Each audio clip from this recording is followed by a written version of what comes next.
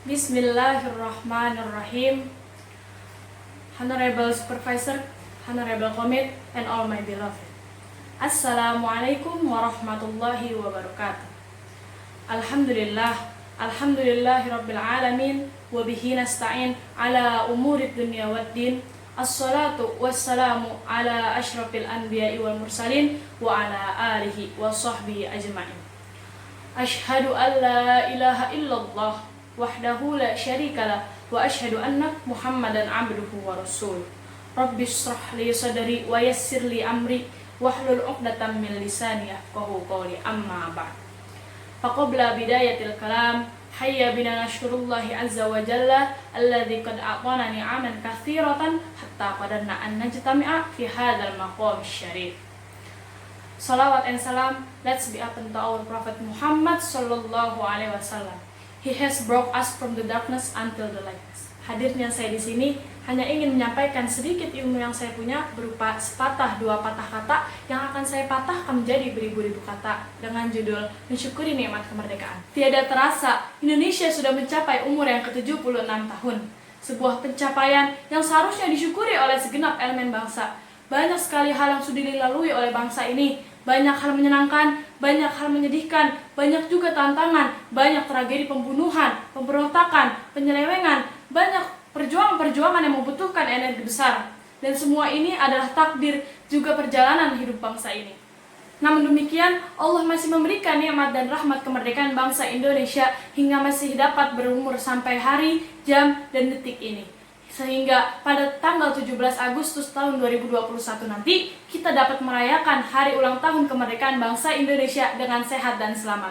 Oleh karena itu, marilah kita ucapkan syukur kepada Allah Subhanahu wa Ta'ala yang telah memberikan beribu-ribu nikmat bagi bangsa kita ini. Alhamdulillah. Kemerdekaan bangsa Indonesia adalah sebuah nikmat besar yang dianugerahkan kepada bangsa ini oleh Allah Subhanahu wa Ta'ala. Karena kemerdekaan adalah idaman semua manusia. Karena apa? Karena dengan kemerdekaan yang mereka miliki, mereka mampu dan berhak untuk menentukan akidahnya, menentukan iman dan Islamnya, menentukan keyakinan dan agamanya. Tidak ada paksaan dalam beragama. Siapapun boleh beragama dengan yang ia yakini. Walaupun demikian, kemerdekaan Indonesia membawa keberuntungan bagi kaum muslimin secara khusus.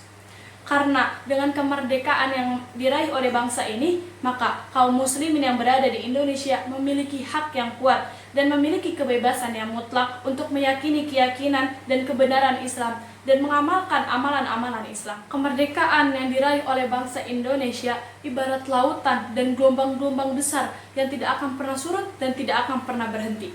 Semenjak perjuangan pendahulu kita, yaitu Pangeran Diponegoro, kemudian dilanjut oleh pejuang-pejuang yang berikutnya, Jenderal Sudirman dan tokoh-tokoh lainnya, melalui pengorbanan darah, harta, keringat, tenaga, pikiran, dan segalanya, melalui doa, tangisan, dan permusyawarahan para ulama yang turut memperjuangkan kemerdekaan pada zamannya, akhirnya Allah Subhanahu wa Ta'ala menghadiahkan dan menganugerahkan kemerdekaan bagi bangsa kita ini, yaitu bangsa Indonesia. Seperti yang dikatakan dalam Quran surat Al-Anfal ayat 9.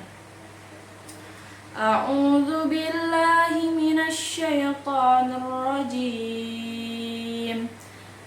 إذ تستغيثون ربكم فاستجاب لكم أني ممدكم بألف من الملائكة مردفين.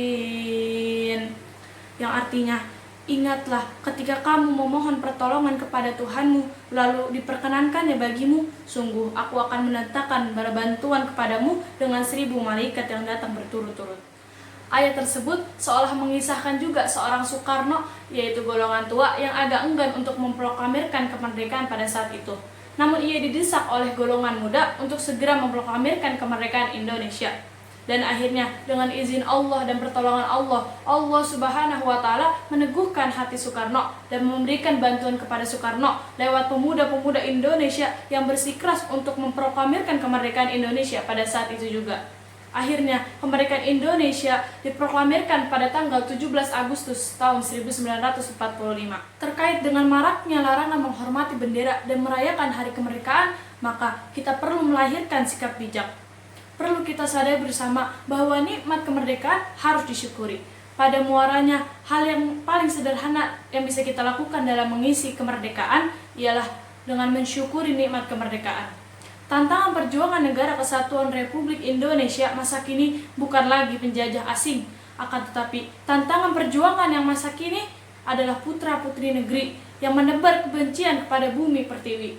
Untuk mengatasinya, kebencian harus dihadapi dengan cinta agar tak menggurita menjadi patologi sosial. Konsekuensinya, sikap cinta tanah air harus kita lipat gandakan setulus-tulusnya. Mari mensyukuri nikmat kemerdekaan, sebab kemerdekaan merupakan anugerah Tuhan bagi negeri yang terpilih, Indonesia. Wallahu alam. Mungkin hanya ini yang bisa saya sampaikan pada kesempatan kali ini. Kurang lebihnya mohon maaf karena kelebihan hanya datang dari Allah Subhanahu wa taala dan kekurangan datangnya dari diri saya pribadi. Terakhir, bila ada subur di ladang, boleh kita menumpang mandi. Bila ada umurku panjang, boleh kita berjumpa lagi. Wassalamualaikum warahmatullahi wabarakatuh.